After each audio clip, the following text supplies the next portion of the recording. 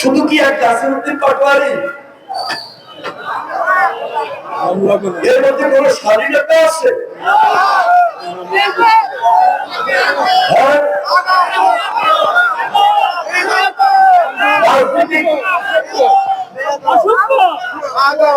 বক্তব্য কিভাবে দিতে হয় জানে? রাজনৈতিক মঞ্চের নেতা বলা যায়? স্বাভাবিক রাজনীতিকে এরা ধরে রেখেছে? এরা ধরে রাখে নাই। একটা দল যারা স্বাধীনতার সময় বাংলাদেশের বিপক্ষে ছিল, তারা এই বেয়াদবদেরকে সৃষ্টি করার বলেছিল। আজকে তারা এই বাংলাদেশের বেয়াদব কণ্ঠ নাজিল করেছে এবং কেউ যদি বলে যে বাংলাদেশে এখন বিরোধী দলে 2টা দল, 3টা দল, 4টা দল, আমি বিশ্বাস করি না। দল হলো বিরোধী দল একটা, ওটা হলো জামাত শিবির। এখানে এই যে নতুন যে ছাত্র সংগঠন করে জাতীয় রাজনীতিতে এনসিপি নামক দলটা তারা সৃষ্টি করেছে, বাস্তবিক পক্ষে আপনি যদি একটু ভালোভাবে বিশ্লেষণ করেন, এরা একে একাকার হয়ে গেছে ওই জামাত শিবিরের। তাহলে বাংলাদেশে ফ্যাসিস্টের বাহিরে পক্ষ এখন 2টা,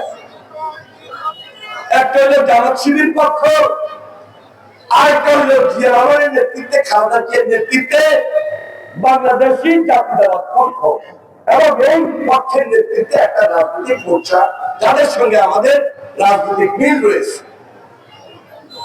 এখন এরা কোন ভাষায় কথা বলে, রাজনৈতিক পরিবেশটাকে কিভাবে নষ্ট করতেছে, প্রতিদিন গায়ে পড়ে ঝগড়াঝাটি এবং গায়ে পড়ে আমাকে আপনাকে বললো ঠিক আছে মানে নিলাম, কিন্তু প্রতিনিয়ত তার প্রভাবকে নিয়ে যেভাবে গায়ে পড়ে উচ্চ বাচ্চ এমন এমন অশালীন ভাষায় বক্তব্য দিচ্ছে, এখন এই দেশের মানুষ ধৈর্য ধরতেছে। আমাদের মধ্যে বাড়তি এখনো দেখে যায় নাই, এই কারণে ভাবে যায়, কারণ আমরা রাজনীতি করতে করতে এখানে এসেছি। 5 তারিখের পরে এরা বাংলাদেশের যে একটা আন্দোলন ছিল, যে আন্দোলনের রেজাল্ট নিয়ে আমরা এসেছি, দেশকে কিছু দিব, একটা সুন্দর নির্বাচন হবে, এখানে একটা বড় বিমুক্তি নিয়ে এসেছে।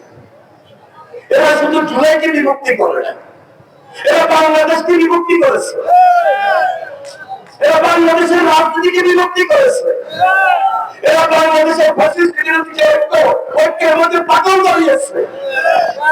আজকে পার্লামেন্টে যখন আসে খুব সুন্দর সুন্দর কথা বলে, বাজার যখন হয় তখন হাততালিও দেয়, আর বাইরে যখন চলে যায় এক একজনের বক্তব্য, প্রত্যেকটা বক্তব্য তার প্রভাবকে ব্যক্তিগত আক্রোশ স্বীকার করে তার বিরুদ্ধে বক্তব্য দিচ্ছে।